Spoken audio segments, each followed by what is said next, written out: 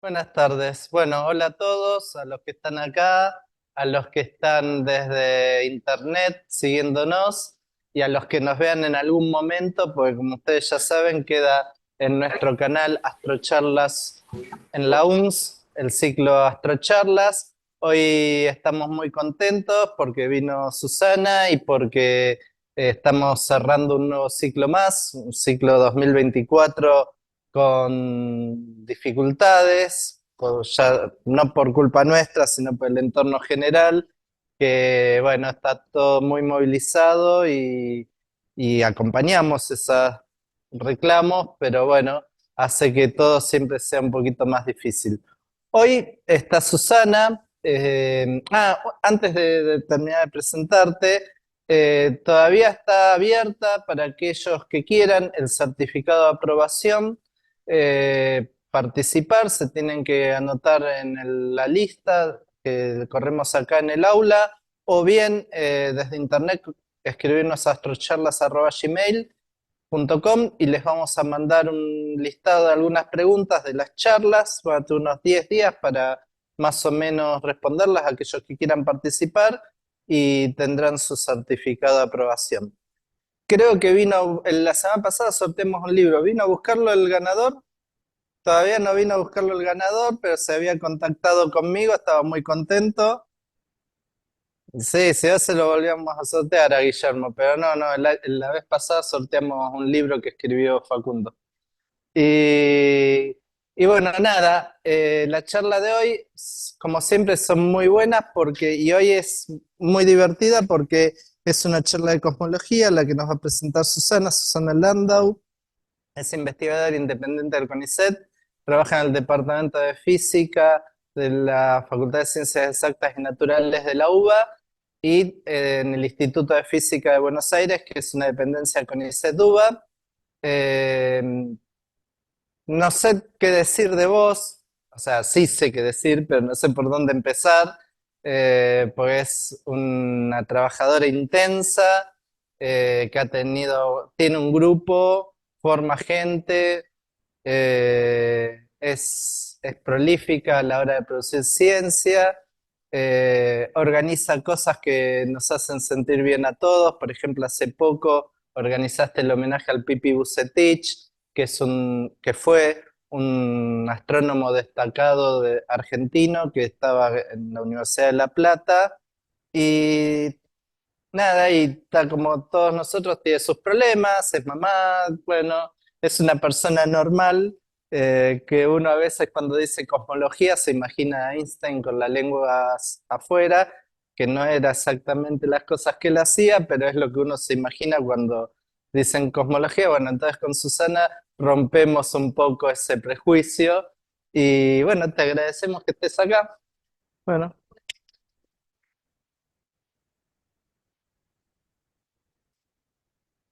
Bueno, primero que nada, agradecerles la invitación a este ciclo, que me parece que está muy bueno, la difusión de la astrofísica y la cosmología.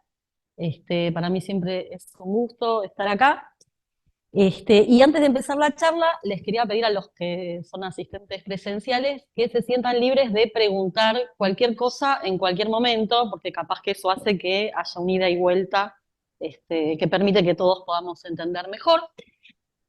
Como dijo Carlos, gracias por la presentación, me encantó. Bueno, yo trabajo en cosmología, y también me gusta mucho hacer divulgación, llevar eso que investigo con la gente de mi grupo para que lo entiendan los no expertos y para que haya un ida y vuelta donde podamos preguntar y aprender más todos.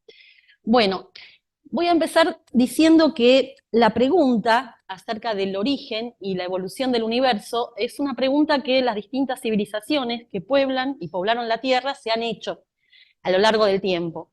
Y la respuesta, como sabemos, de las distintas civilizaciones y de una misma civilización a lo largo del tiempo no ha sido la misma, ¿sí?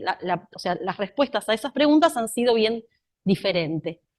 Uno de los factores más importantes que determinan esa diferencia, y en esto creo que hay un acuerdo absoluto entre los científicos, tiene que ver con las posibilidades tecnológicas de observar el cielo, ¿sí? Distintas posibilidades tecnológicas de observar el cielo implican distintas respuestas a esta pregunta. Pero también hay otros factores, y sobre eso creo que no hay tanto acuerdo acerca de la gente que piensa estas cosas, tanto físicos, astrónomos, cosmólogos, filósofos, sociólogos, tal vez no se ponen tan de acuerdo en si hay otros factores que determinan esa respuesta, y esto es una inquietud personal mía, la pregunta acerca de si el contexto sociocultural también afecta en alguna medida la respuesta que se da a este tipo de preguntas, y dejo ahí abierto el debate para si queremos charlar al final un poquito de esto. Bien, entonces, yo esta charla lo que pensé es contar un poquito distintos modelos de universo que han sido desarrollados por comunidades científicas de nuestra civilización occidental y judeocristiana en distintos momentos del tiempo. Y más específicamente voy a contar 3 modelos diferentes, haciendo, por supuesto, la mayor parte de la charla espero que tenga que ver con el modelo cosmológico actual, pero también voy a empezar hablando del universo tal como lo desarrollaron, el modelo de universo desarrollado por Aristóteles y el astrónomo egipcio Ptolomeo. Voy a contar un poquito de eso, voy a contar los problemas que tenía, luego voy a contar cómo pensaban el universo los físicos y astrónomos de la, si quieren pensarlo, modernidad, entre comillas, me estoy refiriendo a Copérnico, Kepler, Galileo y finalmente Newton, para luego pasar a hablar de lo que es más mi especialidad, que es el modelo cosmológico estándar o actual. Bien, cuando uno habla de universo, tampoco hay acuerdo, o sea, cuando uno dice universo, hay que un poco determinar qué es lo que llamamos este objeto universo, porque también a lo largo del tiempo y asociado a estas posibilidades tecnológicas, no siempre cuando la gente habla universo está hablando de lo mismo, ¿sí? Entonces a mí me gusta empezar pensando que estamos acá en la UNS, que está en el planeta Tierra, que es parte del sistema solar, ¿sí?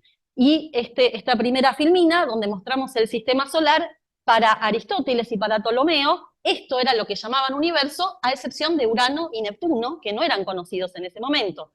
En ese momento eran conocidos solo 5 planetas, ¿sí? Entonces, en esa época, lo que llamamos universo era simplemente esto, el sistema solar, y lo mismo pasó en la época de Copérnico, Galileo y etcétera. Para ellos esto era todo el universo. Pero hoy en día, nuestro universo, cuando decimos la palabra universo, estamos hablando de algo mucho más amplio, ¿sí? Cuando nosotros decimos universo, o sea, este sistema solar es apenas un puntito, ahí, en la parte exterior de nuestra galaxia, ¿sí? Que todavía no es todo el universo, ¿sí? Sino simplemente es nuestra galaxia. Esto no es una foto, esto es una mirada de artista, y algo que me parece interesante, vamos a ver que el modelo de Aristóteles era geocéntrico, ¿sí? Yo empecé mostrando un sistema solar heliocéntrico, y fíjense que la Tierra, digamos, acá el sistema solar, donde teníamos antes el Sol en el centro, bueno, el Sol está bien lejos del centro, están las partes exteriores de la galaxia. Pero esta galaxia claramente no es el centro del universo, tal como lo conocemos ahora, sino que es parte de lo que a mí me gusta llamar el barrio local de las galaxias, ¿sí? Sabemos que nuestra galaxia está en un grupo, ¿sí? Que llamamos grupo local, que sería como el barrio local de las galaxias, y tiene muchas compañeras vecinas. Tal vez la Vía Láctea es la más grande, no está en el centro, esto es simplemente un dibujo, ¿sí? Porque en general nos gusta pensar que somos el centro del universo, pero no es así. Entonces, digamos que cuando estamos haciendo como zoom, ¿no? Y ahora tenemos el grupo local de galaxias, y hace no tanto se descubrió por un telescopio en Hawái que nuestra Vía Láctea y el grupo local de galaxias forman parte de un gran supercúmulo que se llama Laniakea, que en idioma hawaiano quiere decir cielo inconmensurable, y fíjense que cada uno de estos puntitos son como pelos, cada puntito de ese pelo piénsenos como una galaxia entera, ¿sí? Y Laniakea, el supercúmulo que nosotros habitamos, la galaxia está como una especie de peninsulita, nuestra galaxia está lejos de estar en el centro, está en esta peninsulita, y en el universo esto también sería como el barrio local en el que vivimos, ¿sí? Y el universo, como lo pensamos actualmente los cosmólogos, es una especie de un montón de supercúmulos de galaxias, donde tenemos zonas donde tenemos mucha agrupación de galaxias y zonas que se llaman voids, zonas donde hay totalmente vacío, ¿sí? Esto es una simulación ¿sí? Pero cuando hoy hablamos de universo, estamos pensando en esta estructura a gran escala, donde cada puntito del pelito es una galaxia entera, donde tenemos nuestro sistema solar, donde está la Tierra. Bien, entonces, la estructura de la charla yo la pensé de la siguiente manera. Primero voy a hablar del universo de las dos esferas, que es el marco conceptual de Aristóteles y Ptolomeo. Voy a contar brevemente ese marco conceptual, voy a señalar algunos de sus problemas, para pasar luego a hablar del modelo heliocéntrico o copernicano de universo. También voy a contar un poco sus problemas, los problemas de la física newtoniana, que no son muchos, porque la física newtoniana sigue siendo la mejor descripción que tenemos para casi todos los fenómenos a nivel planetario y también galáctico, y luego voy a pasar a hablar de qué es lo que realmente conocemos actualmente sobre el universo, para dar lugar a describir el modelo cosmológico estándar, y dentro de ese modelo hablar de estos dos elementos que tal vez escucharon hablar en charlas de divulgación o en publicaciones, que son la energía oscura y la materia oscura. Voy a contar un poquito qué pensamos que es eso, cuánta certeza tenemos en cada uno de ellos, y al final, si tengo tiempo, voy a hablar un poquito de los problemas abiertos del modelo cosmológico actual. Bien, entonces vamos a empezar por el universo de las dos esferas. Este es el esquema conceptual, como les decía, de Aristóteles y Ptolomeo. Para ellos este era el universo. En el centro tenemos la Tierra, que está inmóvil en el centro del universo, y afuera tenemos lo que se llama la esfera de las estrellas, que rota sobre su eje, y de esta manera ellos podían explicar el movimiento de las estrellas que se observaba en ese tiempo. Esta esfera, lo que producía su movimiento era lo que Aristóteles llamaba el motor inmóvil. El movimiento del Sol y de los planetas era explicado por otras esferas concéntricas que se ponían entre la esfera exterior de las estrellas y la esfera de la Tierra. Acá está solamente la esfera del Sol, ¿sí?, que está inclinada con respecto a la esfera inicial. El movimiento de la esfera de las estrellas hacía que esta esfera también se mueva, y si se mueve esa esfera, el planeta tenía esta trayectoria, y poniendo más esferas, ellos podían explicar muy bien el movimiento de la Tierra, la Luna, el Sol y los planetas conocidos, pero no podían explicar lo que se llama el movimiento de retrogradación de los planetas. ¿Qué es esto? Mirado de la Tierra, aparentemente, los planetas tienen un movimiento que va hacia el este, pero en un momento empiezan a irse hacia el oeste, ¿sí? Ese movimiento se llama retrogradación. Entonces, ese movimiento se podía explicar. Lo que no se podía explicar es que durante la retrogradación el brillo de los planetas fuera más intenso. Eso es algo que este marco conceptual, que si uno diría, ¿cuáles son los primeros principios de este marco conceptual? Bueno, ponga la Tierra en el centro y ponga la esfera de las estrellas al final, luego ponga todas las esferas que usted necesita como para describir el movimiento de su planeta. Eso funciona para el movimiento, no para el aumento del brillo durante la retrogradación. Antes de continuar, algo que me parece muy interesante de este modelo de universo es lo siguiente. La física, las leyes de la física en el universo aristotélico eran diferentes entre lo que él llamaba la región sublunar. La región sublunar es la región que va desde la Tierra hasta la esfera donde transita la Luna, ¿sí? Ahí tenemos un tipo de leyes de la física, que ahora les voy a contar cuáles eran, y hay otro tipo de leyes de la física que van a la región supralunar, que es la que está desde la Luna hasta la esfera de las estrellas, ¿sí? En la región supralunar, que es donde están el Sol, los planetas e incluso la Luna, todo lo que está ahí está compuesto de éter, que es un elemento transparente, cristalino, casi perfecto, según Aristóteles, y los movimientos tienen que ser perfectos, lo cual en la concepción de ese momento quiere decir que los movimientos son circulares, ¿sí? Entonces hay esas leyes que rigen la física supralunar. En el mundo sublunar, que es todo lo que ocurre de la Tierra hasta la esfera de la Luna, tenemos 4 elementos: tierra, agua, aire y fuego, que se ubican en ese orden. Y por ejemplo, si yo tuviera acá una pelotita y la tiro, y esa pelotita va hacia la Tierra, la manera que tenía Aristóteles de explicar eso es que la pelotita está volviendo hacia su lugar natural, que es en el centro de la Tierra, ¿sí? No se hablaba de fuerzas en ese momento, sino del lugar natural de los elementos, ¿sí? Y esta distinción entre que las leyes de la física no tienen que ser las mismas en un mundo y en el otro. Bien, entonces, hasta acá ese esquema, y tenemos el problema este que les decía antes de explicar el aumento del brillo durante la retrogradación de los planetas, y eso se hace poniéndole lo que yo llamo un parche al elemento conceptual. Es decir, esto no lo puedo explicar con esferas concéntricas, entonces voy a decir que voy a explicar ese movimiento como una composición de una circunferencia más otra circunferencia con centro en cada uno de los puntos de la circunferencia inicial, y si yo compongo el movimiento con estas dos esferas, lo que obtengo es un movimiento de este tipo, ¿sí? La Tierra sigue estando en el centro y los planetas van a tener este tipo de movimientos. Y para cada planeta le agrego los epiciclos que sean necesarios, ¿sí?, para explicar su movimiento. Pero esto fue una de las grandes críticas que se les hizo a este modelo, en el sentido de que no podía explicar todo de los primeros principios, que sería acumular esferas concéntricas, ¿sí? Este fue uno de los motivos por los cuales Copérnico postuló su modelo heliocéntrico. El modelo de Copérnico era el mismo modelo aristotélico, pero ahora, en vez de tener en el centro la Tierra, puso el Sol, ¿sí? Lo que pasa que eso le permitía explicar mucho mejor observaciones que había en la época. Quiero recordarles que en la época de Copérnico todavía no se observaba con anteojo, eran observaciones a cielo desnudo, y entonces, por ejemplo, esto es el esquema del movimiento de lo que se llama un planeta superior, o sea, un planeta que se halla entre la Tierra y la esfera de las estrellas. O sea, sigue siendo un esquema aristotélico de universo. Tenemos el Sol en el centro, acá tengo la trayectoria de la Tierra, la trayectoria del planeta y la proyección en la esfera de las estrellas, ¿sí?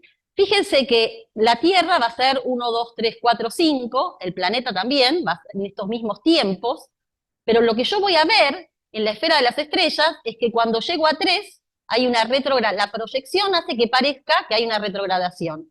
Y fíjense que los puntos 3, 4 y 5 son justamente donde el planeta está más cerca de la Tierra, ¿sí? Y entonces esto explica, con un mismo marco conceptual, sin necesidad de agregar deferentes y epiciclos, lo que se observaba en ese momento del movimiento de los planetas, ¿sí? Y por eso el modelo copernicano fue exitoso en su tiempo. Hay que agregar que para esa época, algo que también contribuyó mucho al desarrollo de este modelo y a las subsecuentes leyes de Kepler, que voy a contar ahora en un momento, fueron las observaciones a ojo desnudo de un astrónomo muy famoso que se llamaba Tycho Brahe. Tycho Brahe hizo muchas observaciones muy precisas, e hizo muchas observaciones acerca del planeta Marte. Y Kepler se rompía la cabeza tratando de ajustar esas observaciones a una combinación de esferas o circunferencias, y se mató tratando de, y no lograba, ¿no?, que esas observaciones realmente pudieran explicarse por una combinación de esferas. Hasta que un día dijo, ¿qué tal si probamos con una elipse? Y vio que la trayectoria de Marte, tal como la había observado Tycho Brahe, se podía explicar muy bien planteando su primera ley, que los planetas se desplazan a lo largo de elipses, que en uno de sus focos está el Sol, ¿sí?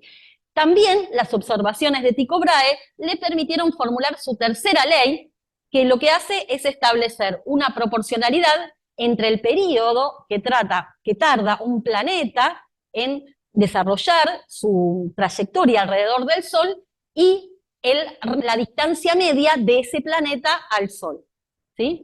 Esto es la realidad, la proporcionalidad entre el periodo de dos planetas y los radios medios de dos planetas. Digamos que Kepler fue el primero que trató de formalizar, ¿sí?, todas esas observaciones que había estado haciendo Tycho Brahe, y también las observaciones anteriores de Ptolomeo y sus discípulos y otros astrónomos de la época. Bien, por supuesto que no le voy a dedicar mucho tiempo, pero sería muy injusto no mencionar a Galileo en esta charla. Galileo es el primero que toma un anteojo y observa el cielo con un anteojo, y recordemos, por ejemplo, que observa las manchas del Sol, lo cual empieza a dar por tierra esta idea de que los objetos celestes eran perfectos y compuestos de éter al ver las manchas del Sol. También observa las fases de Venus, que se pueden explicar mucho mejor con el modelo heliocéntrico copernicano que con el modelo geocéntrico aristotélico. Entonces, bueno, como se llama, Galileo tuvo un gran aporte a este modelo de universo, y finalmente llegamos a Newton, que es el que le da la formalidad, ¿sí? Lo que hace Newton, la gran como genialidad de Newton, fue darse cuenta que el movimiento de los planetas lo puede explicar con la misma ley que puede explicar el movimiento de cuerpos masivos terrestres, ¿sí? Y esto justamente, yo diría que es ahí donde realmente se rompe el esquema conceptual aristotélico que planteaba esta diferencia entre mundo sublunar y supralunar, ¿sí? Un dibujo que me parece que es súper interesante es este, ¿no? Tenemos acá en el tope de una montaña, voy tirando una pelotita y va cayendo a la tierra en distintos lados de acuerdo a la velocidad inicial que le doy, y si lo tiro con suficiente velocidad inicial, estoy describiendo el movimiento de la Luna, ¿sí? Entonces, es confirmar, digamos, o establecer que la física de la caída de un proyectil es la misma física del movimiento de la Luna alrededor de la Tierra. Y esto es lo que se llama la ley universal de gravitación, que establece que la fuerza entre dos cuerpos masivos es proporcional a sus masas e inversamente proporcional a la distancia entre ellos. Como les decía antes, la física newtoniana probó ser muy exitosa y actualmente se sigue utilizando para describir muchísimos de los fenómenos a escalas planetarias. Es al revés, son pocos los fenómenos a escalas planetarias que requieren de la teoría de la relatividad general para su descripción correcta. Sin embargo,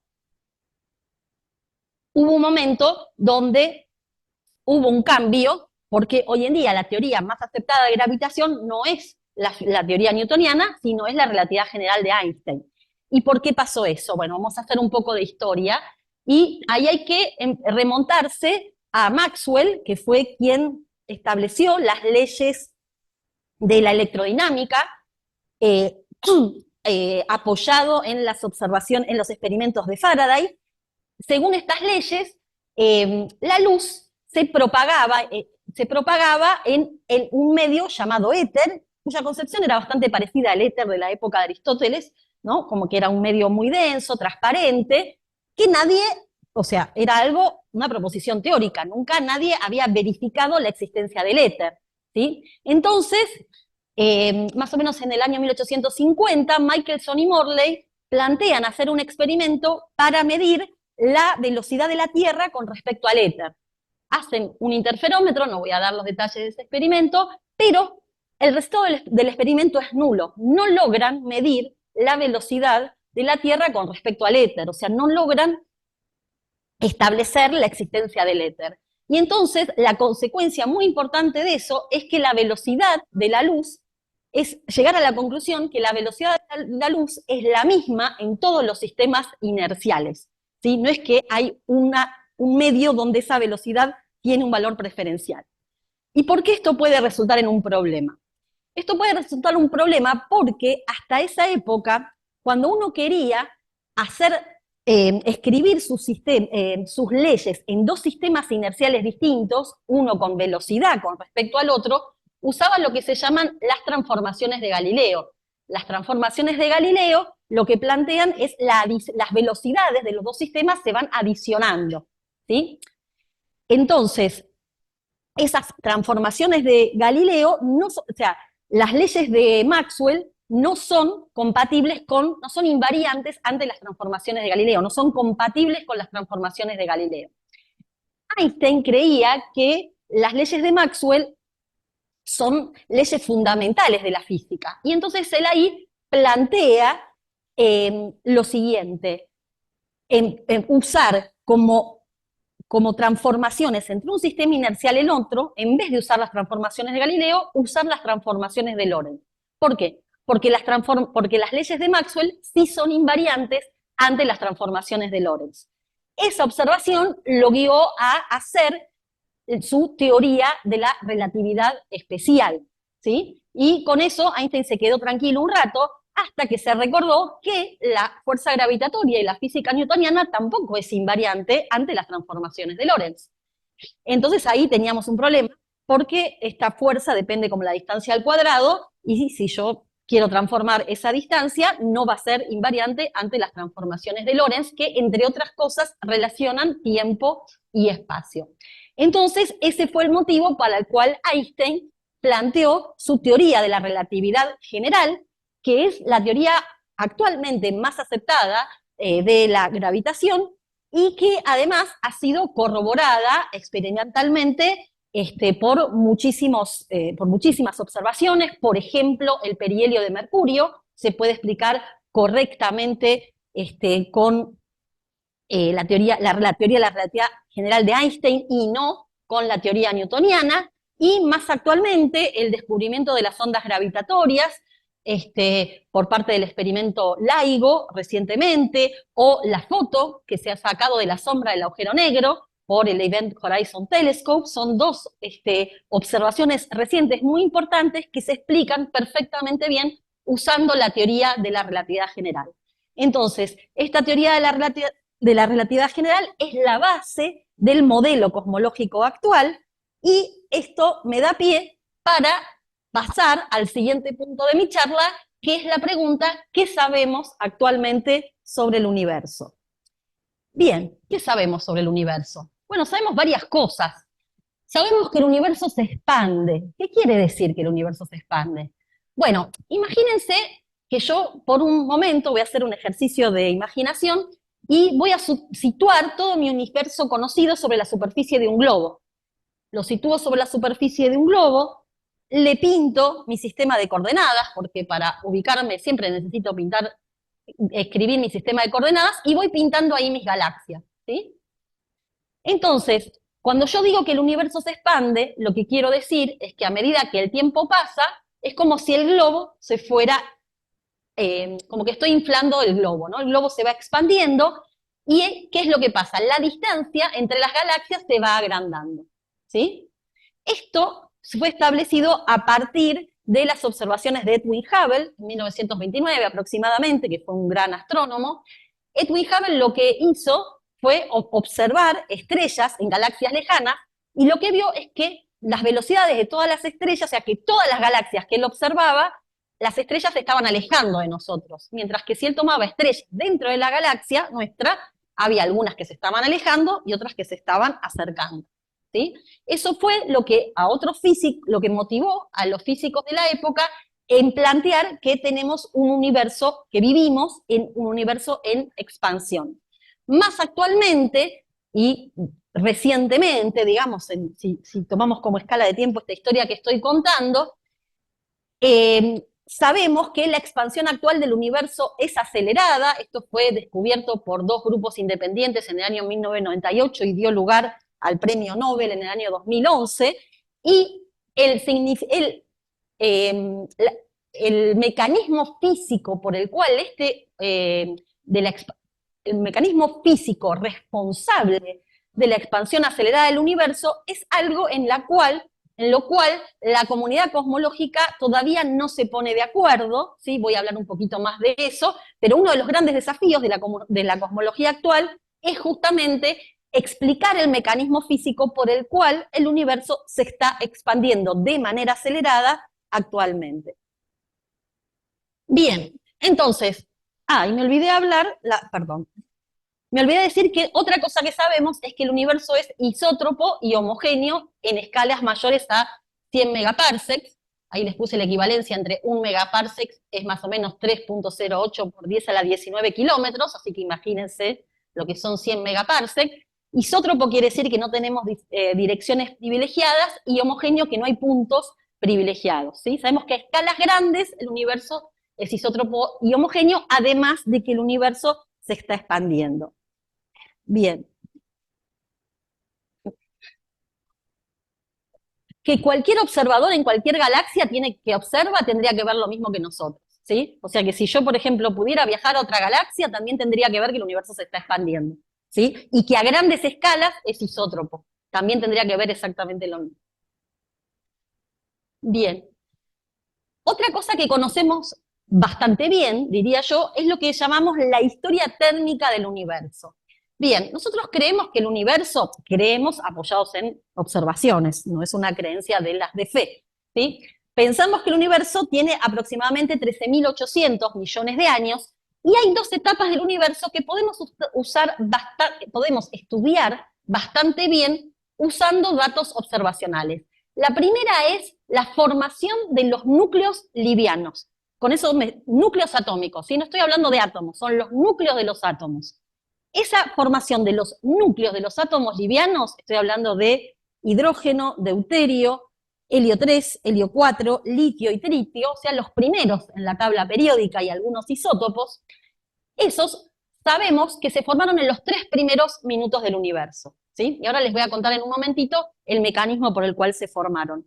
Y otro momento que conocemos bastante bien es la formación del hidrógeno neutro, que se da aproximadamente 380.000 años después del Big Bang, ¿sí? Entonces, vamos a empezar hablando un poquito de la formación de estos núcleos atómicos livianos, ¿sí? Y para eso, inevitablemente, tengo que hablar un poquito del principio del universo.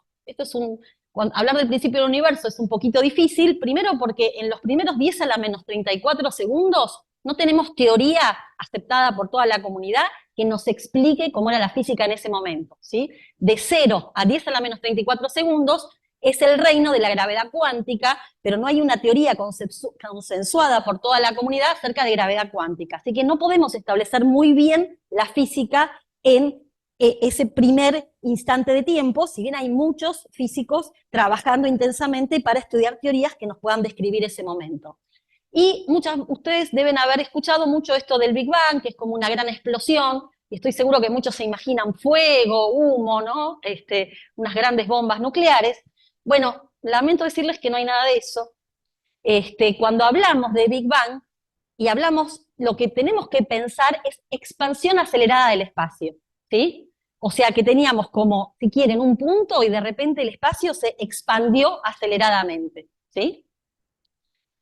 Después de ese primer instante estoy hablando entre 10 a la menos 34 y 10 a la menos 32 segundos, luego de eso podemos pensar al universo como una gran sopa de partículas elementales. ¿Qué son las partículas elementales? Ni siquiera estoy hablando de átomos aquí, ni siquiera de núcleos atómicos todavía. Estoy hablando de las partículas más elementales que componen la materia, como ser protones, neutrones, electrones, el positrón, que no es tan conocido, pero tiene la misma masa que el electrón, pero carga positiva. Las neutrinos, que son partículas que tienen una masa muy chiquitita, y su correspondiente antipartícula, el neutrino. Los fotones, que son las partículas que transportan tanto la luz como toda la radiación electromagnética, y otras partículas no tan conocidas. Entonces podemos pensar al principio del universo como esta sopa de partículas que está chocando unas con otras. ¿Pero chocan de cualquier manera? No. Chocan con determinadas reacciones que producen otro tipo de partícula. Por ejemplo, entonces acá sí hay como una pequeña formación de núcleos atómicos livianos. El protón más el neutrón chocan formando deuterio más un fotón. Pero ¿qué pasa? Al principio del universo tengo tantas veces reacción de protón más neutrón formando deuterio más fotón, como que el fotón va, le pega al deuterio y nuevamente tengo protón más neutrón.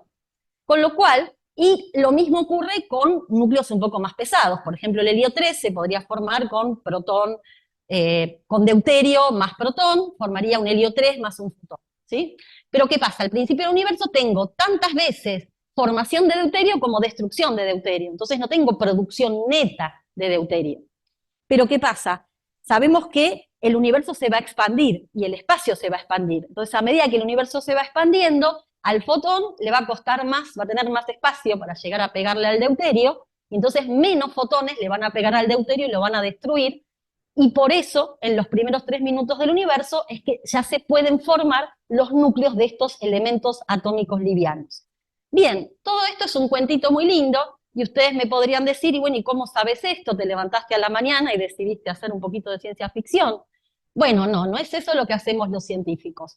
Yo esto lo sé, y después les voy a contar un poquito más, porque hoy en día podemos observar en las estrellas las abundancias de helio 4, deuterio y litio, y haciendo ciertos cálculos podemos saber cuánto helio 4, deuterio y litio se formaron en esos 3 primeros minutos del universo, y es por eso Y sobre esas observaciones es que armamos este cuentito, que no es otro que el marco conceptual actual para explicar esta parte de la historia térmica del universo. La otra parte, que les decía que creemos conocer bastante bien, es la parte donde se forman el hidrógeno neutro 380.000 años después del Big Bang. Bien, luego de la formación del hidrógeno neutro, podemos pensar al universo como un gran plasma donde principalmente tenemos fotones y electrones. También hay protones y neutrones, pero no juegan un papel tan importante. La interacción más importante, un poco la filmina esta muestra esto, ¿no? Los rojitos son los protones, las viboritas son los fotones, los puntitos son los electrones, y estos son los núcleos de helio 4. Imaginen que todos estos están otra vez en esta sopa de partículas, en este universo que se está expandiendo, y la reacción más importante es el choque de electrón con fotón, ¿sí? Electrones y fotones se están acoplando, chocando, de manera que los fotones están como atrapados ahí y no pueden salir. Es por eso que información directa acerca del universo solo tenemos 380.000 años después del Big Bang, cuando se forma el hidrógeno neutro. ¿Por qué? Como yo les decía antes, a medida que el universo evoluciona, se expande. Y voy a agregar algo más. A medida que se expande, baja su temperatura. Entonces, 380.000 años del Big Bang, después del Big Bang, la temperatura está relacionada con energía. Entonces, la temperatura descendió tanto que para los electrones es energéticamente más favorable unirse con los protones y formar hidrógeno neutro que seguir jugando al choque con los fotones, ¿sí? Es así que se empieza a formar el hidrógeno neutro y estos fotones quedan libres en el universo. Esos fotones van a viajar por todo el universo y nosotros los podemos detectar hoy en día en la Tierra. Se llaman, le pusimos un nombre, es el fondo cósmico de radiación. Es una de las observaciones más importantes que tenemos los cosmólogos para determinar nuestro modelo de universo, porque estos fotones tienen información tanto de las condiciones físicas, de la formación de hidrógeno neutro, en el universo muy temprano, o sea, 380.000 años después del Big Bang, en un universo que tiene 13.800 millones de años. Como también tienen información de la distribución de materia y energía en todo su viaje, desde ese momento del universo hasta acá, ¿sí?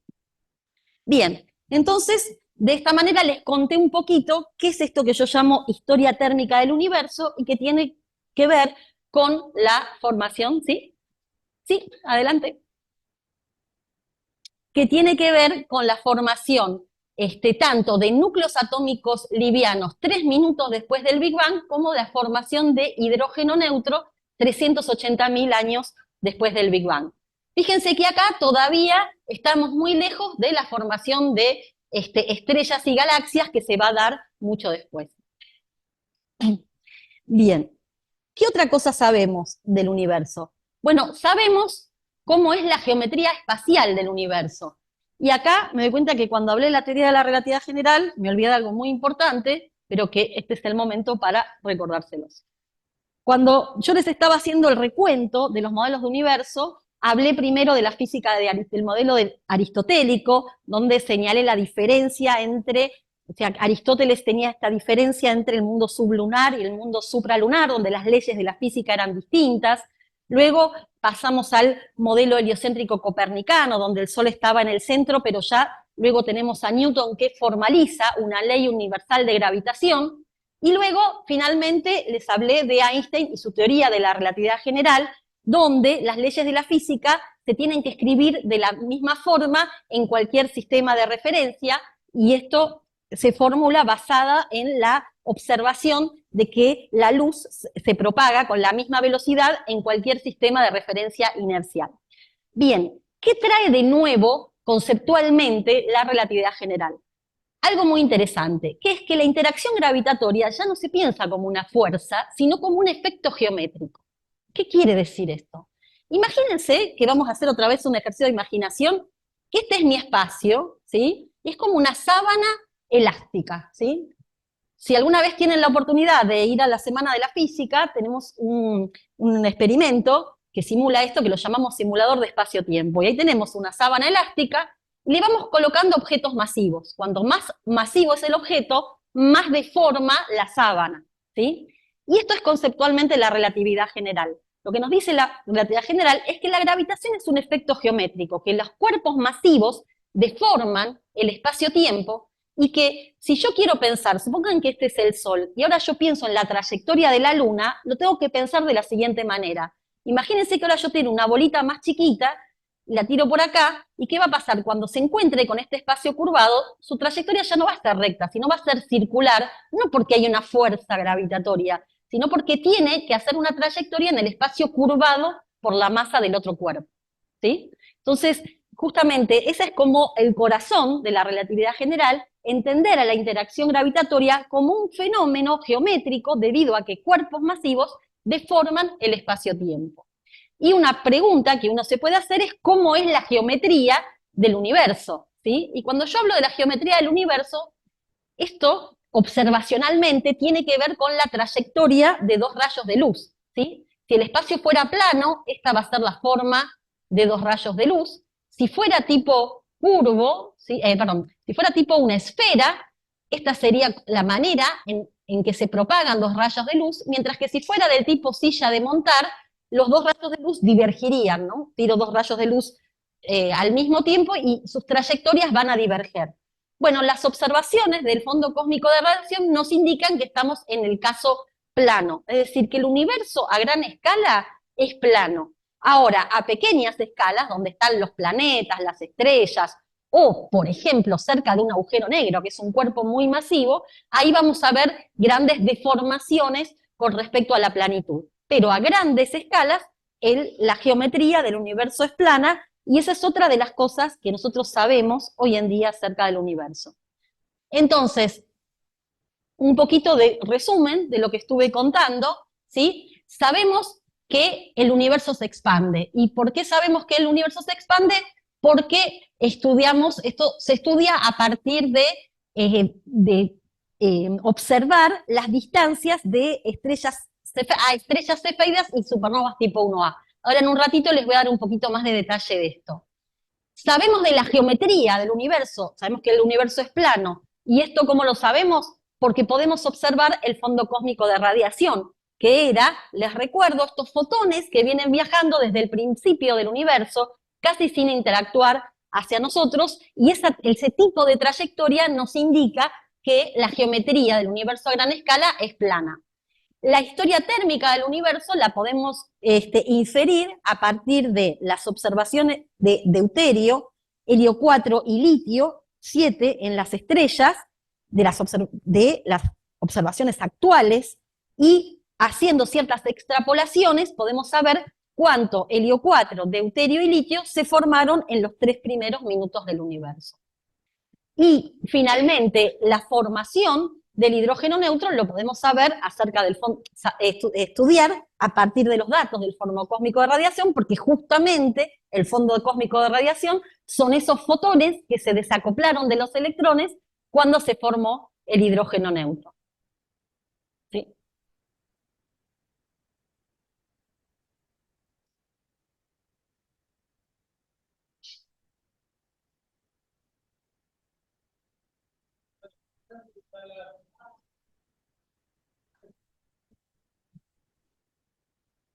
Cuando hablas de escalas en las cuales el universo es plano, es del rango de las escalas en las cuales hablábamos de isotropía y homogeneidad Exactamente, sí, antes. ese tipo de escala. 100 megaparsecs. Exactamente. Claro, si vos pensás en el sistema planetario, pensás que la geometría alrededor de un agujero negro, que es uno de los objetos más densos que tenemos en el universo, ahí la geometría no es plana, ¿sí?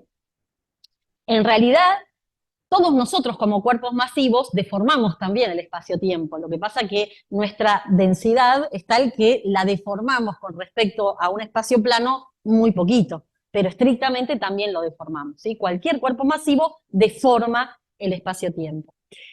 Bien, les comenté estos 3 aspectos que conocemos, pero hay muchos otros estudios acerca del universo, cómo se forma la estructura a gran escala del universo. Cuando la estructura a gran escala es una palabra muy técnica para hablar de galaxias y cúmulos de galaxias, ¿sí? Hay distintos proyectos o proyectos observacionales muy grandes donde participan o sea, grupos de cerca de 1000 científicos, ¿sí? Donde, por ejemplo, hacen cartografiados de galaxias, de millones de galaxias, y eso nos permite aprender cómo se formaron las galaxias y los cúmulos de galaxias. También los recientes observatorios de ondas gravitatorias nos permiten entender cómo es el universo, y hay muchos otros observables que no me dio el tiempo ni me da el conocimiento para conocer, pero lo que les quería transmitir es que no se queden con esto, o sea, lo que yo les estoy contando acá es como tal vez lo más importante, pero hay otras maneras también de obtener información acerca del universo. Bien, entonces, ¿cómo vamos de tiempo? 20 minutos, bien. Entonces, les comenté el tema de la expansión del universo y les quería ahondar un poquito más en cómo se estudia esto, ¿sí?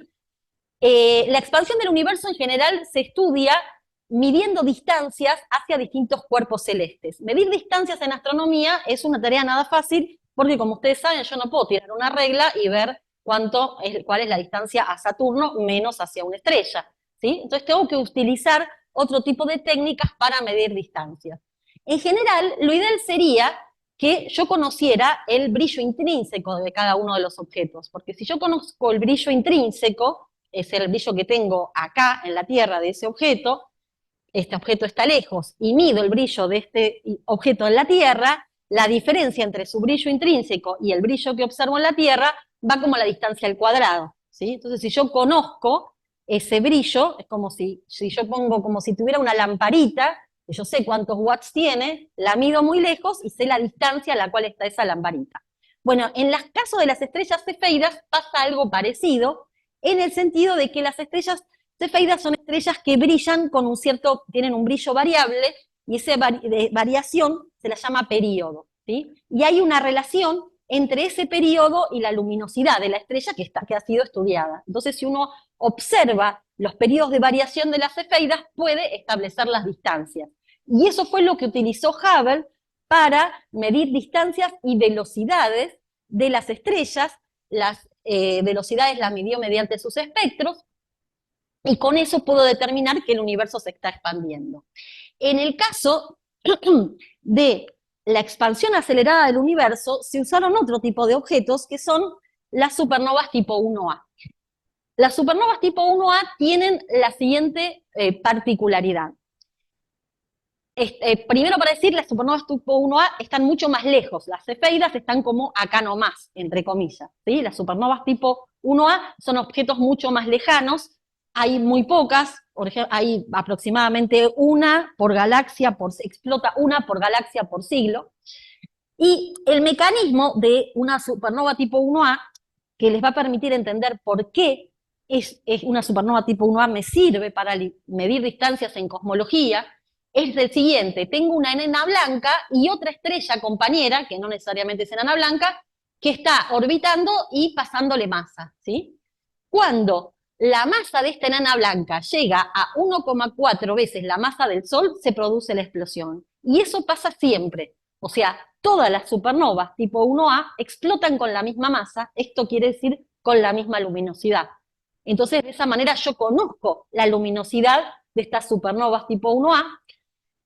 Son unas estrellas enanas blancas que están compuestas principalmente de carbono y oxígeno, entonces yo viendo su espectro me puedo dar cuenta si es una supernova tipo 1A, y entonces midiendo el brillo de esta supernova acá en la Tierra, puedo determinar la distancia a la supernova, y justamente esas mediciones fueron las que utilizaron los dos grupos de astrónomos independientes que en el año 1998 establecieron que la expansión actual del universo es acelerada. Les quiero comentar que en ese momento los modelos de universo que la comunidad manejaba no eran de una expansión acelerada, sino desacelerada, y eso implicó todo un cambio en la cosmología de la época.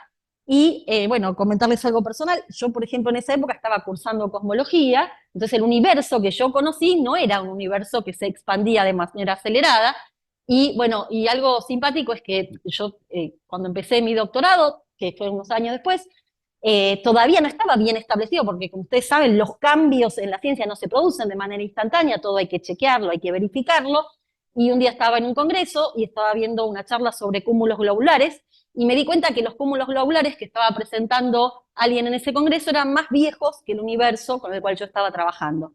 Y eso me hizo dar cuenta que tenía que cambiar de modelo. Ahí salí de la charla y le dije a mi director, al profesor Bucetich, cuyo homenaje hicimos hace unas semanas, tenemos que cambiar de modelo de universo. Esto para que se entienda cómo se producen los cambios en la ciencia, que no son instantáneos, ¿sí? En el año 98 se hace su descubrimiento, pero le lleva un tiempo a la comunidad para aceptar esta idea e incorporarlo a lo que uno llama lo estándar de la cosmología. Bien. Entonces hablamos de cómo observamos la expansión acelerada del universo. Les dije anteriormente que el fondo cósmico de radiación son estos fotones que se desacoplaron de los electrones en el universo temprano, y les quiero mostrar un poquito más algunos detalles de lo que uno observa. El fondo cósmico de radiación, bueno, da para una charla en sí misma, cosa que no voy a hacer. Fue descubierto por accidente en el año 1964 por dos astrónomos independientes que trabajaban para laboratorios Bell, que tenían como un ruido extraño en sus antenas que no lograban explicar. Y bueno, y por una de estas cosas de la vida, de los científicos que nos juntamos y hacemos seminarios y queremos discutir ideas, luego se juntaron con un astrónomo de esa época, Peebles, que es un gran profesor de cosmología, y de repente pudieron ver que eso que les parecía un ruido, que incluso pensaron que era caca de paloma, que intentaron limpiar de las antenas, e igual eso no se iba, podía tener que ver con un modelo que Peebles estaba trabajando de manera totalmente teórica y aislada. De repente se dieron cuenta que ese ruido podía ser los restos de una gran explosión, ¿sí? Podía ser el ruido que venía de ahí, y eso fue el descubrimiento de esto que llamamos el fondo cósmico de radiación, de estos fotones que vienen desde el momento de la formación del hidrógeno neutro. Y acá les estoy mostrando las primeras imágenes, son mapas de temperatura.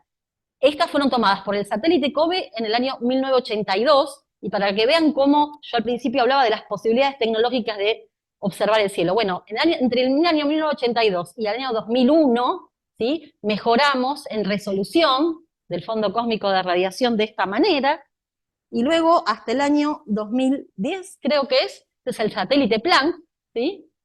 Que actualmente son los mejores datos que tenemos del fondo cósmico de radiación. Si vean la mejora en la resolución, y esto, como les decía antes, y discúlpenme que insista, es uno de los mejores observables que tenemos, una de las mejores herramientas que tenemos los cosmólogos hoy en día para determinar nuestro modelo de universo y para también testear modelos alternativos al modelo cosmológico estándar. ¿Cómo es que hacemos esto? Para darles un poco más de idea de técnicamente cómo se produce eso. Bien, el telescopio toma datos ordenados en el tiempo, los procesa, y a partir de ahí se pueden elaborar lo que llaman mapas multifrecuencia, porque los fotones vienen en distintas frecuencias. Fíjense que acá hay una gran mancha, ¿sí?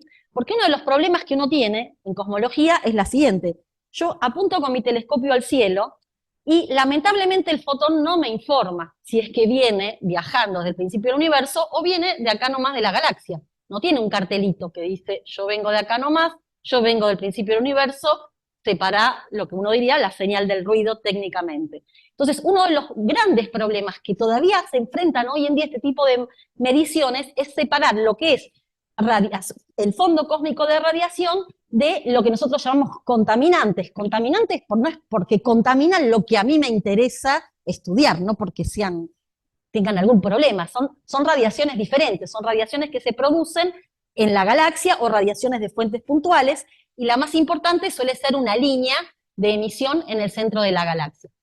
Entonces, ¿cómo hacer esta distinción entre lo que es el fondo cósmico de radiación y sus contaminantes? Bueno, es una discusión que excede esta charla, pero sí les quería dejar la idea que en un momento se combinaban, se sumaban y restaban mapas de distintas frecuencias. Más actualmente se elaboran ciertos modelos astrofísicos acerca de estos contaminantes, entonces se le resta al mapa el modelo astrofísico, Y hay otras técnicas que se están desarrollando para separar estos contaminantes, y déjenme mencionar el experimento CUBIC, que se está desarrollando en la Argentina, que tiene una manera original, es una propuesta muy original de separar este tipo de contaminantes. Bien, una vez que uno tiene lo que uno considera su mapa ya descontaminado, o sea, en realidad sacando esta línea roja, uno puede agarrar el mapa. Recuerden que este es un mapa, yo les decía, de temperatura, donde la parte azul es la parte más fría y la parte verde o más amarillita y roja es la parte más caliente. Algo que yo puedo hacer es agarrar, así, medir sobre este mapa. Le voy a hacer. Imagínense que sobre este mapa yo agarro y mido la diferencia de temperaturas a un ángulo fijo, en todas las partes que puedo, ¿sí? Agarro un ángulo fijo y empiezo a medir así, así, así, y todas las combinaciones posibles a ese ángulo fijo, ¿sí? Hago ese promedio y tengo un punto. Después abro un poco más y vuelvo a hacer todos esos promedios, tengo otro punto, ¿sí? Con esto me calculo cada uno de estos ángulos, ¿sí? Promediados en todo el mapa, me dan un punto en el espectro angular del fondo cósmico de radiación. ¿Y por qué me interesa este espectro angular? Bueno, porque yo desde el punto de vista teórico puedo agarrar mi modelo cosmológico y hacer una predicción teórica de la forma de este espectro. Y esta predicción teórica, lo más interesante, es que va a depender de ciertos parámetros cosmológicos que son cantidades físicas de interés, como, por ejemplo, la tasa actual de expansión del universo, la cantidad de materia ordinaria que tengo en el universo. ¿Qué es la materia ordinaria? De la que estamos compuestos todos, electrones, protones, neutrones, y de lo que hay en las estrellas y en los planetas. Todo eso es materia ordinaria. Pero, ya les mencioné antes, estos dos nuevos ingredientes que tenemos en el modelo cosmológico, la materia oscura y la energía oscura. En un ratito les voy a contar un poquito mejor qué es cada uno de estos ingredientes, pero por ahora déjenme decirles que varios de los parámetros de los cuales depende la forma de esta curva son justamente la cantidad de materia oscura y la cantidad de energía oscura del universo. Entonces, justamente, uno de los motivos por los cuales le damos tanta importancia al fondo cósmico de radiación es porque me permite determinar muy bien qué cantidad de materia oscura, materia ordinaria y energía oscura hay en el universo, junto a cómo es también la evolución en el tiempo de eso que llamamos energía oscura, que en un ratito les voy a contar bien qué es. Pero antes de contarles eso, como que les fui contando qué es lo que sabemos, cuáles son los datos que tenemos, y entonces ahora permítanme presentarles formalmente lo que se llama el modelo cosmológico estándar, es decir, el modelo cosmológico más aceptado por la comunidad, que se basa en los siguientes. Esto sería como, bueno, el universo de las 12 esferas de Aristóteles actual. ¿Cómo son las 12 esferas de Aristóteles actualmente? Bueno, tenemos el principio cosmológico, que el universo es isótropo y homogéneo a grandes escalas. La teoría que me describe la interacción gravitatoria es la relatividad general. El universo está compuesto de materia ordinaria, radiación, ¿sí? ¿Se acuerdan que en Aristóteles teníamos el éter en el mundo supralunar y los 4 elementos en el mundo sublunar? Bueno, aquí tenemos materia ordinaria, que es de la que conocemos todos, radiación, me refiero a fotones y neutrinos, y otros dos componentes que en realidad no pertenecen tanto a los principios del modelo, que son como parches agregados a este modelo, pero que los necesitamos para poder explicar la mayoría de las observaciones, que son materia oscura y energía oscura. Y hay otro parche más, que es lo que llamamos la teoría de inflación. En el muy principio del universo, me estoy refiriendo hasta 10 a la menos 34 a 10 a la menos 32 segundos, hay un periodo de expansión acelerada, ¿sí? Con eso cuando hablamos del Big Bang, como gran explosión, estamos hablando de eso, de la expansión acelerada al principio del universo. Esto se postuló para poder explicar muchas de las observaciones, en particular, una de las cosas que es difícil explicar sin este modelo de inflación es la isotropía. Fíjense que acá no parece haber muchas direcciones privilegiadas, parece ser todo bastante homogéneo, ¿sí? Si yo no le pongo si yo no postulo que entre 10 a la menos 34 segundos y 10 a la menos 32 el universo se expandió de manera acelerada, no tengo manera de explicar por qué esto es tan isótropo y homogéneo, ¿sí? Pero, nuevamente, tal vez estoy exagerando, pero se podría decir que la inflación es un poco el epiciclo tolemaico de nuestra era, exagerando un poquito. Entonces, en este modelo cosmológico tenemos aproximadamente un 4% de materia normal, un 23% de materia oscura y aproximadamente un 73% de energía oscura. Y ahora sí, llegó el momento de contarles un poquito más qué es la energía oscura.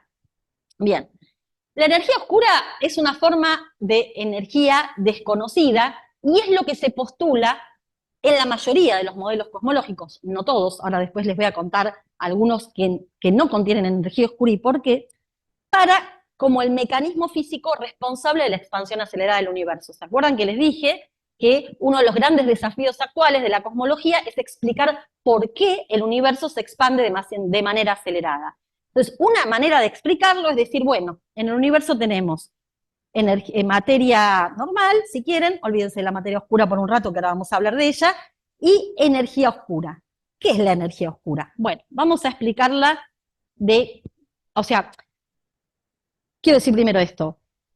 Toda la investigación acerca de energía oscura se encuentra en una fase muy teórica y es muy difícil a veces explicarla con palabras sencillas. Pero hay algo que sí podemos decir, o sea que no hay mucho de lo que yo les pueda decir sin ponerme a hacer unas cuentas muy difíciles acá en el pizarrón. Pero hay algo que sí puedo decir, que es lo siguiente. Supongan que yo tengo un balde, ¿sí? Y lo lleno de un gas normal. Lo lleno de ese gas normal, aprieto con un pistón, ¿sí? Y me va a costar presionar el gas normal, ¿sí? Porque va a tener una presión. Bueno, ahora agarro otro balde y lo lleno de energía oscura, ¿sí? La naturaleza de la energía oscura es tal que cuando yo apriete el pistón, me lo va a chupar, ¿sí? Eso es la energía oscura. A veces se dice que es como una antigravedad, ¿sí? Y vuelvo a insistir, luego, dentro de energía oscura también se engloban muchos modelos distintos que tienen distintas características técnicas. Ahora, un 50% de los cosmólogos postula que el mecanismo físico responsable de la expansión acelerada del universo es esta energía oscura que tiene esta propiedad que les acabo de contar. Ahora, el otro 50% cree que la teoría de gravitación de Einstein no es la última palabra en teorías de gravitación. Es decir, que la interacción gravitatoria está descrita por pequeñas modificaciones o no tan pequeñas a la teoría de Einstein. Y hay un montón de gente desarrollando teorías que llamamos de gravedad modificada. ¿Por qué las llamamos así? Porque son pequeñas modificaciones o más grandes a la relatividad de Einstein. Pero algo que hay que decir, y es muy importante, creo que ya lo dije antes, es que muchas de las observaciones actuales muy, muy precisas que tenemos, como el reciente descubrimiento de las ondas gravitatorias o la foto de la sombra del agujero negro, se explican perfectamente bien con la relatividad general. También se explican con estas teorías de gravedad modificada, pero lo que voy es que la teoría de la relatividad general de Einstein es una teoría que es muy sólida ante contrastes observacionales. Entonces, plantear una teoría alternativa no es tan sencillo y por ahora la teoría que más consenso tiene es la relatividad general. Pero eso no quita que haya muchos cosmólogos desarrollando teorías alternativas a ver si nos pueden explicar mejor de primeros principios cómo es el universo. A lo que quiero decir es lo siguiente, así como en el caso de Aristóteles, los primeros principios es agregar todas las esferas que sea posibles, en la relatividad general, el modelo cosmológico que yo tengo que me explica la expansión acelerada del universo, yo a la relatividad general le tengo que agregar un término constante, ¿sí? Lo tengo que emparchar de alguna manera para que me explique la expansión acelerada del universo, ¿sí? Mientras que las teorías de gravedad modificadas no requieren de ese parche, ¿sí? Entonces, desde el punto de vista formal, es más lindo, ¿sí? Tiene como mayor belleza pensar en una teoría de gravedad modificada. Ahora, la relatividad general, insisto, es muy robusta frente a verificaciones observacionales, ¿sí? Lo cual no ocurre con estas otras teorías. Muchas de estas teorías que han sido estudiadas han tenido que ser descartadas cuando se las quiere corroborar con respecto a experimentos. Pero bueno, es un área totalmente abierta en la cual yo trabajo, por ejemplo, testeando estos modelos de gravedad modificada. Sí.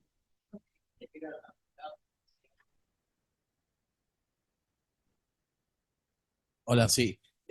La pregunta es si dijiste que más o menos era la mitad que trabaja en el modelo con energía oscura y la otra mitad Más o gravedad menos, modificada. sí, ¿Y sí, por qué más es o tan popular el término energía oscura y no se sabe tanto en la comunidad, la gente común, lo de gravedad modificada, que es mucho más difícil de explicar? Además es mucho más popular lo que es la energía oscura. Bien, yo te diría que es una cuestión de marketing, también te diría que tiene que ver con eso de que es más difícil de explicar. Yo solo acá puedo decir es una teoría de gravedad diferente a la de Einstein, pero ponerme a dar, primero que hay muchas teorías diferentes, ¿sí? Dentro de gravedad modificada hay como 100 modelos distintos, ¿sí? Entonces, algunos mejores, otros peores, algunos plantean más modificaciones que otros, hay como un zoológico, ¿sí? Entonces, yo te diría que es más una cuestión de marketing. A ver, siempre en cualquier comunidad científica hay un modelo estándar donde trabajan la mayoría de los científicos y modelos alternativos donde van trabajando otros, lo cual es muy normal, porque, y está bien, digamos, la ciencia lo que tiene justamente cualquier modelo científico tiene que ser robusto, ¿no? Frente a un montón de cosas. Entonces, está bien que no cambiemos de teoría todos los días, ¿sí? No está bueno eso. Hay que ser serios, hay que verificar, hay que chequear. Las mismas observaciones tienen detalles de errores que tienen que ser corroborados, que la gente va y viene, ¿sí? Y ahora en un momento cuando cuente los problemas, vas a ver que uno de lo que nosotros llamamos problemas del modelo cosmológico estándar es una discusión todavía a nivel observacional, ¿sí? Entonces, bueno, tiene sentido que lo que tenga más publicidad fuera de la comunidad científica sea lo del modelo cosmológico estándar, y lo alternativo tenga menos publicidad, lo que tiene César. Acá no explican materia oscura. Algunos sí, ¿Sí? algunos sí. Ahora voy a contar qué es la materia oscura. Algunos pretenden explicar las dos, y hay algunas, me encanta tu pregunta, y hay algunas, en las cuales yo trabajé también, que pretenden explicar la materia oscura. Pero hacen mucho peor trabajo que el modelo cosmológico estándar. ¿Ah? Bueno, gracias. Pero sí se estudian. Son son más populares los modelos más aceptados, digamos, dentro de la comunidad. Gravedad modificada para explicar energía oscura que para explicar materia oscura. ¿Sí? Es mucho más alternativo agregar gravedad modificada para explicar materia oscura. Y creo que me estoy pasando del tiempo, pero no tanto. Bien, entonces me voy a tomar un tiempito para hablarles de la materia oscura. Creo que debía haber hecho al revés, pero bueno, uno hace como puede. Bien, como le decía antes, nosotros y todos los objetos de los que conocemos, estamos hechos de lo que llamamos materia normal, ¿sí? Y materia oscura se llama a aquella materia que no emite ni absorbe luz ni ningún tipo de radiación electromagnética. Quiere decir que si, por ejemplo, acá en esta habitación entra un hombrecito compuesto de materia oscura, no lo vamos a ver. No hay manera que nos demos cuenta. Ahora, si ponemos una balanza, ¿sí? Y el hombrecito, tenemos la suerte que se para en la balanza, vamos a saber que está ahí. Con esto que quiero decir, que la materia oscura la podemos conocer por sus efectos gravitatorios. Bien, y para eso les voy a contar un poquito cómo es que se plantea la existencia de materia oscura. Esta es una foto de una galaxia, que es muy linda en sí misma, y si yo les pregunto a ustedes, ¿dónde creen que hay la mayor parte de materia de esta galaxia? ¿Dónde me dirían? En el centro, ¿sí? La respuesta de todos sería en el centro, ¿por qué? Porque hay más luz. Si hay más luz, hay más materia. Claro, hay más materia que emite o absorbe luz. Bien, esto es lo que se creía, ¿sí? Hasta que, y la ley de Newton predice que la velocidad de la rotación de las estrellas alrededor del centro de la galaxia tiene que ser mucho mayor en el centro de la galaxia que en las partes exteriores por esta ley donde la velocidad al cuadrado va como 1 sobre la distancia, 1 sobre no, constantes, sobre la distancia al centro de la galaxia, ¿sí? Bueno, ¿qué pasó? En los años, antes de los años 60 se medían velocidades de estrellas alrededor de cúmulos globulares, pero ya en los años 80 se empiezan a poder medir velocidades de estrellas alrededor de centros de galaxia. ¿Y qué es lo que pasa? En la curva a trozos es lo que predice la ley de Newton, y la curva llena es lo que se observaba, ¿sí? Entonces, cuando uno se encuentra con esto, tiene dos problemas, ¿no? Dice, bueno, ¿qué hago? Quiero la ley de Newton, ¿sí? Y me hago una teoría nueva, pero esto no es tan fácil, porque la ley de Newton me explica, como les dije antes, casi todos los fenómenos a escala planetaria. ¿La voy a tirar por una observación que no me está dando? Bueno, puedo poner un parche. y ese parche se llama materia oscura. Supongamos que tenemos en la parte más exterior de la galaxia un montón de materia que no emite ni absorbe radiación electromagnética, y entonces en la foto que mostré antes no está esa materia. Si yo postulo eso y la pongo en la ley de Newton, recupero esta curva, ¿sí? Y en la Vía Láctea se ve, y con respecto a la pregunta del compañero, nosotros, uno de los trabajos que yo hice con uno de mis grupos de investigación, fue tomar una teoría de gravedad modificada y agarrar esta curva de rotación de la Vía Láctea, y vimos que, por ejemplo, el modelo estándar, que implica asumir materia oscura, lo puede explicar mucho mejor que esta teoría de gravedad modificada. Ahora, hay una teoría de gravedad modificada que se llama MOND, que explica mejor las curvas de rotación de otras galaxias, pero lo hace a las expensas de usar una función especial para cada galaxia, una especie de epiciclo de Ptolomeo, ¿sí?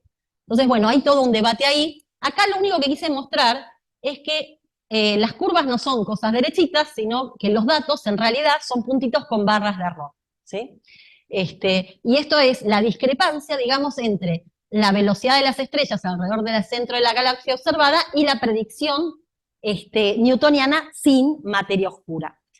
Pero, como yo les dije antes, nunca un solo dato va a hacer que yo cambie mi teoría, ¿sí? Siempre en ciencia nosotros tratamos de tener mucho, para poder realmente plantearnos seriamente algo como la materia oscura, tenemos que tener datos totalmente independientes que nos hagan llegar a la misma conclusión. Y esto es lo que pasa con la materia oscura. Nosotros tenemos observaciones de distintos objetos que nos permiten, que acá listé, la velocidad de la rotación de las galaxias es la primera, lentes gravitatorias, el mismo fondo cósmico de radiación no lo puedo explicar sin la existencia de materia oscura, el brillo y la velocidad de las supernovas tipo 1A, también necesito materia oscura para explicarlo, y finalmente está el choque del cúmulo Gala, que ahora les voy a mostrar una pequeña película que yo creo que los va a convencer de la existencia de la materia oscura, pero antes déjenme decirles una objeción.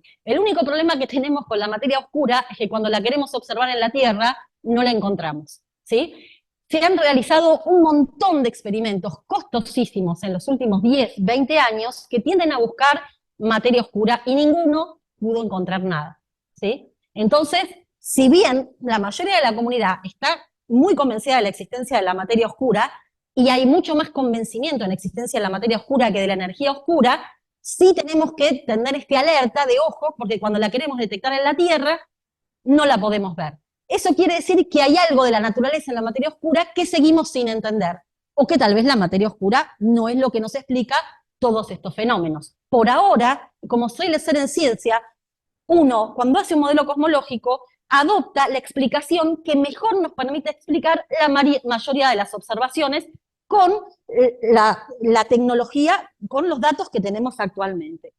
Bien, entonces lo que les voy a mostrar es el choque de dos cúmulos de galaxias, ¿sí? Y lo que van a ver es que la materia oscura y la energía oscura se comportan de manera distinta. ¿Por qué? Porque la materia normal, perdón, dije mal, la materia normal y la materia oscura se comportan de distinta manera. ¿Por qué? Porque la materia normal va a emitir radiación y se va a frenar.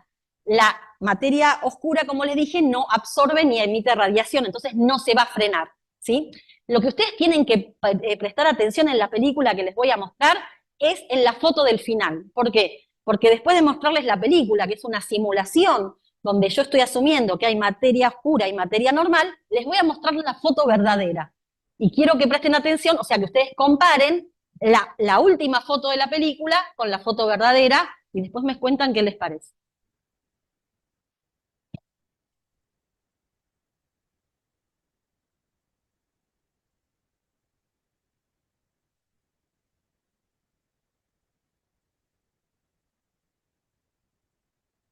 Bueno, ahí va la película.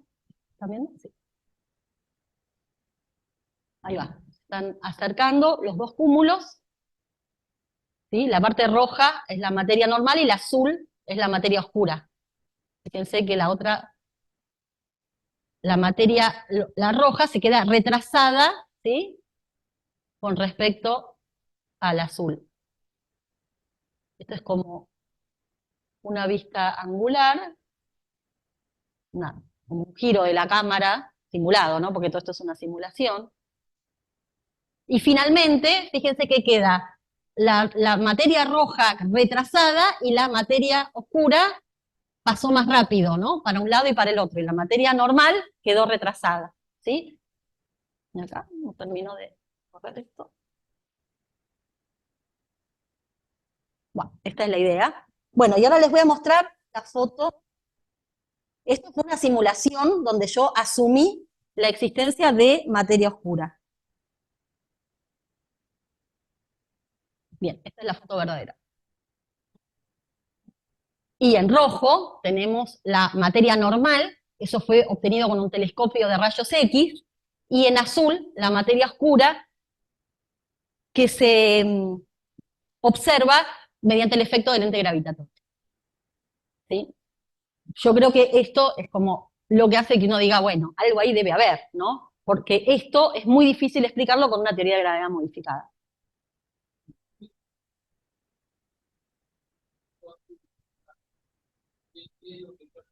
Bien, sí. A ver, dame un segundito, si tengo en mis transparencias. Ahí está.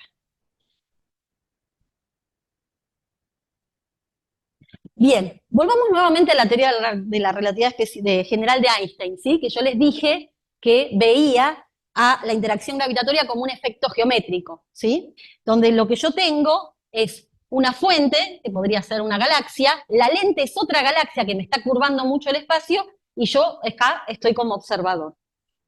Entonces, este es el telescopio, ¿sí? Que está midiendo esta galaxia a través de este cúmulo de galaxias, ¿sí? Lo que va a pasar es que como toda esta materia curva los rayos de luz, ¿sí? En el mejor de los casos, si esto es muy denso, voy a ver imágenes múltiples.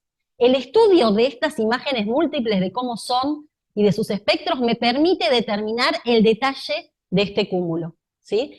Eso, entonces veo más que la luz, ¿sí? Porque voy a ver toda la gravedad, o sea, toda la materia que me está curvando esto. Y no veo solo luz, veo cómo está siendo curvada la luz por el efecto de toda la materia que está acá. Entonces, por ese efecto, yo puedo medir la materia oscura, ¿sí? Claro, está todo pintado, exacto. Exacto, exacto, es una reconstrucción, sí. Cuando dije foto es una exageración, y te agradezco, sí, sí. Lo mismo, que quiero decir esto, cuando ustedes les dicen que hay una foto de los primeros segundos del universo, eso no es así. O sea, el lugar más lejos que podemos ir es la formación del hidrógeno neutro, que son 380.000 años del Big Bang. Hace unos años, la colaboración BICEP dijo haber medido algo que se llaman los modos B, eso es algo técnico, pero en muchos diarios salió que se sacó la foto de los primeros segundos del universo. La cuestión es así, cuando uno mide el fondo cósmico de radiación, uno tiene información indirecta de lo que llamé la teoría de inflación. O sea, ahí puede uno inferir cosas indirectamente sobre lo que pasó en la teoría de inflación, ¿sí? Igual para hacer eso necesitan un montón de detalles técnicos que aún no han sido solucionados, pero hoy en día tenemos varios proyectos observacionales, entre ellos CUBIC, que está en Argentina, que apuntan a eso. Pero nunca vamos a tener una foto directa de los primeros segundos del universo, sino información indirecta a través del fondo cósmico de radiación, ¿sí?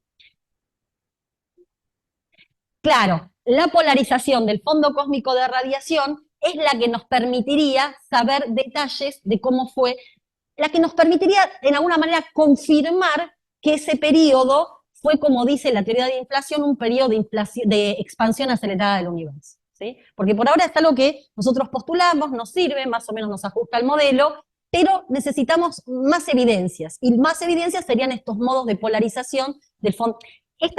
O sea, hay dos modos de polarización del fondo cósmico de radiación.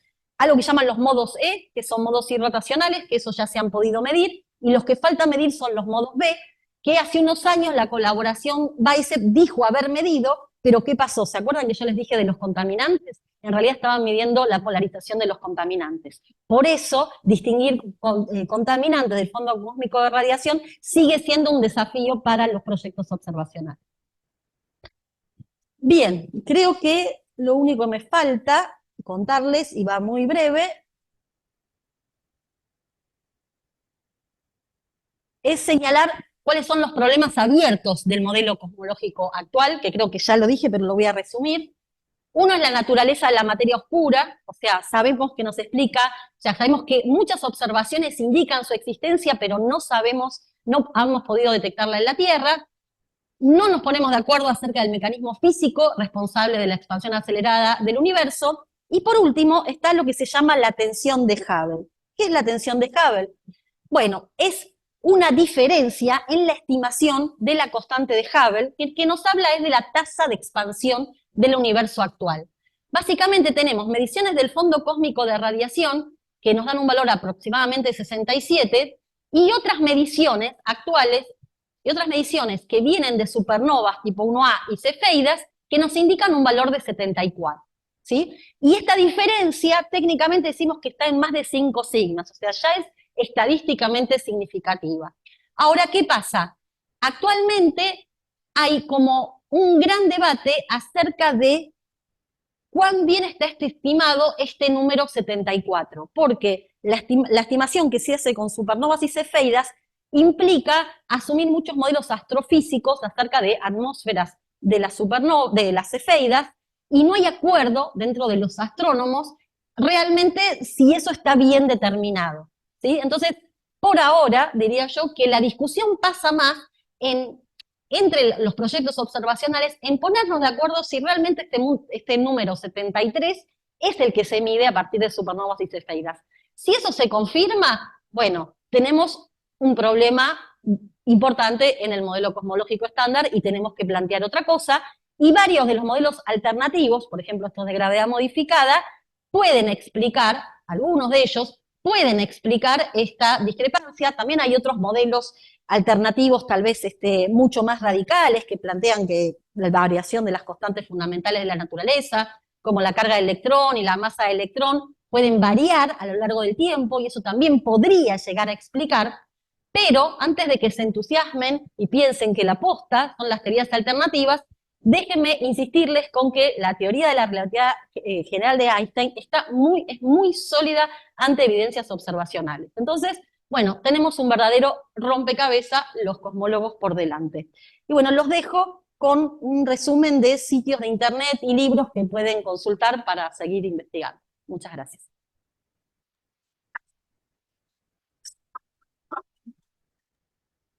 Excelente charla, la verdad que genial, siempre a mí me encanta.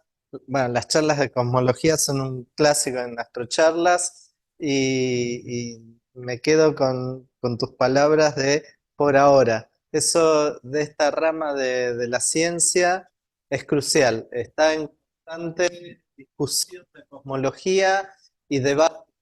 Estamos siempre al borde de poder explicar todo o quedarnos con nada. Eso es una de las cosas que más me sorprenden. El micrófono, si vas a hacer preguntas. Lo notable es que podamos hacer todo esto desde una tierra que todo el mundo sabe que está.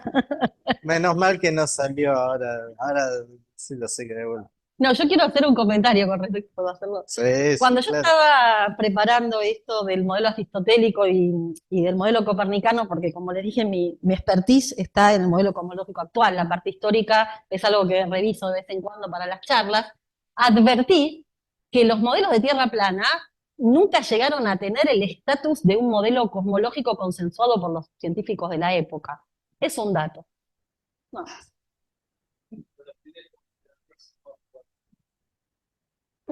Yo te hablo desde la ciencia, ¿no? Desde las distintas comunidades científicas, que fue como yo empecé esta charla, hablando de que es diferente la respuesta que se da a lo largo del tiempo, y podemos pensar incluso que es diferente en distinto contexto sociocultural, y toda esa discusión. Igualmente así, no existe una comunidad científica, ¿no? ¿Qué quiere decir científica? Que ponga sus hipótesis a prueba mediante la observación, que haya consensuado en que la Tierra es plana. Ese es el dato. El resto ya es más allá. Recuerden el uso del micrófono para los comentarios y preguntas. Pero hay silencios que no se saben que... ¿alguna pregunta que quieran hacer? Ya preguntaron bastante, Emiliano. No, todo lo que quieran, pregunten, por favor. Sí, no se mencionó en la charla, pero quería saber si hace poquito lo estuve buscando. Se habla del universo observable y del radio del universo observable, que es mucho más grande que lo que uno diría comparado con la edad del universo estimada. Y Claro. eso no me lo sé explicar. Claro, el universo, claro, vos tenés que pensar que la velocidad, que la información que nosotros tenemos se transmite a una velocidad, a la velocidad de la luz. Entonces, la información que yo tengo viene de una distancia que es la velocidad de la luz multiplicada por el tiempo de vida del universo, ¿sí? Entonces, el universo observable es mucho más chico que el universo real, ¿sí? Y a medida que va pasando el tiempo, nos empieza a llegar cada vez más información más antigua, ¿sí? Pero ahora no tengo el número exacto, pero era como el radio del universo observable a 4 o 5 veces en años luz lo que era la edad del universo. Y entonces, ¿a qué se llama universo observable si no lo podemos observar? O sea, podemos observar hasta 300 años después del Big Bang. No podemos, o sea, tenemos estos fotones, ¿sí? Que vienen de 380.000 años del Big Bang. No todos nos llegan porque vos tenés que pensar que esto que pasó en todo el universo. Entonces nos llegan aquellos que estaban más cerca de nosotros, ¿sí? Hay algunos que no nos van a llegar. Nos van a llegar aquellos que estaban a distancia, velocidad de la luz, por edad del universo de nosotros. A medida que el universo se vaya envejeciendo, vamos a observar los que vienen de las regiones cada vez más lejana. El radio pero lo que creo que se tienen que llevar a casa es que el universo observable es más chico que el universo real y que la información que tenemos es menos de lo que realmente ocurre, ¿sí? ¿Esto tiene que ver con ese periodo inflacionario comienzo o de otro? No, el periodo inflacionario no lo vamos a poder observar, o sea, va a ser muy difícil observarlo. En realidad no vamos a poder observar nada, o sea, no hay ningún fotón que venga antes de la formación del hidrógeno neutro, porque antes de la formación del hidrógeno neutro los fotones estaban muy entretenidos colisionando con los electrones, entonces ninguno empezó a viajar por el universo, estaban cada cual en eso, en esa colisión, eran como un fluido. Recién cuando se forma el hidrógeno neutro es que los fotones viajan libremente por el universo, ¿sí? Entonces la información es así. La información más vieja que podemos tener es de 380.000 años del Big Bang, pero el radio, o sea, la distancia más lejos que podemos observar, ¿sí? O sea, los fotones que observamos acá vienen a lo sumo de una distancia igual a velocidad de la luz por edad del universo. A ver. Y después nada, un comentario que hace poco también estaba justo haciendo un curso y busqué el dato y se lo menciona mucho a Hubble como el descubridor de la expansión del universo, pero había antes uno que se llama Besto Slipher, algo así, fue el primero que midió la expansión, digamos, midió el corrimiento al rojo de las galaxias. Y no se lo menciona nunca tampoco, está muy olvidado. Me parece que está muy bueno el comentario que haces, ¿no? Porque tendemos a contar la historia como grandes logros de un solo hombre. Claro. Y me parece que esa es una imagen totalmente equivocada. De hecho, y eso todavía es aplicable a las épocas de Aristóteles, Galileo, ponele Hubble, pero hoy en día no existe el científico solo en su laboratorio. Hoy en día son grupos de científicos que hacen papers 5 o 6 mínimo, o 2 o 3, nunca es uno solo, o cuando yo hablé del Fondo Cósmico de Radiación, las colaboraciones que miden eso son de 100, 1000, la de las supernovas, o sea, estamos hablando del orden de 100, de grupos de 100 científicos distribuidos en todo el planeta. Imagínense cómo hacen, ¿no? Para ponerse de acuerdo, para debatir, tienen debates internos. Entonces, esta manera de relatar, a la cual yo me acoplé sin quererlo, yo creo que deberíamos cambiarla, en el sentido que la historia de la ciencia no son logros de un solo hombre o mujer, ¿no? Sino son colaboraciones conjuntas, ¿no? De varios científicos que van abonando de a poquito el camino, al que a lo mejor hay uno que, bueno, le pone la tapa a la historia, pero es este conjunto el que va logrando entender mejor el universo, o, no sé, los fenómenos físicos. Tenemos un Gracias. comentario y una pregunta del Zoom. Luciana McFadden dice, excelente y muy bien explicado, muchas gracias. Y después Guillermo Jorge dice, con todas estas controversias entre materia y energía oscura y modelos de gravedad modificada, ¿cuán picantes se ponen las reuniones entre cosmólogos? Muy buena la charla, no puede estar presencial, saludos.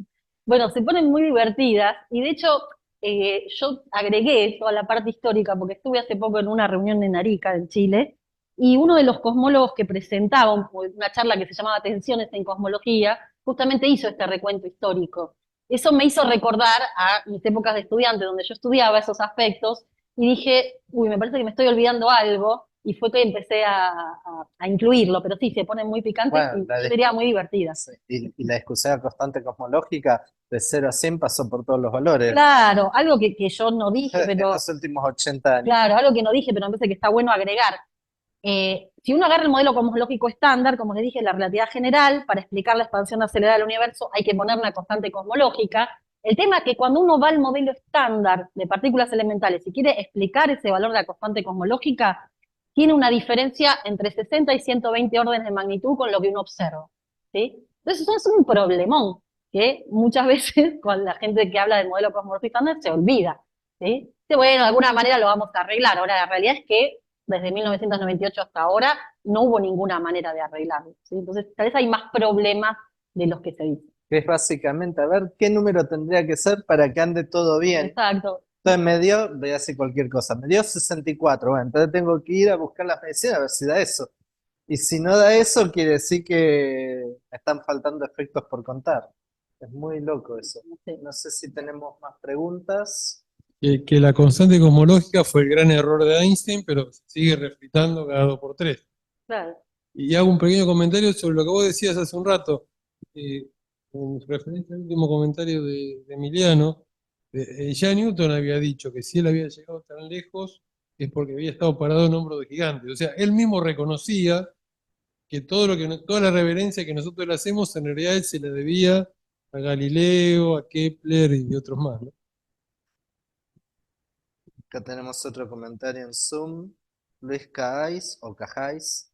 La diferencia de velocidad de expansión, ¿no será que el universo no es isótropo y homogéneo? Y si aplico el principio de inercia, ¿tengo más masa concentrada en un sector del universo que el otro?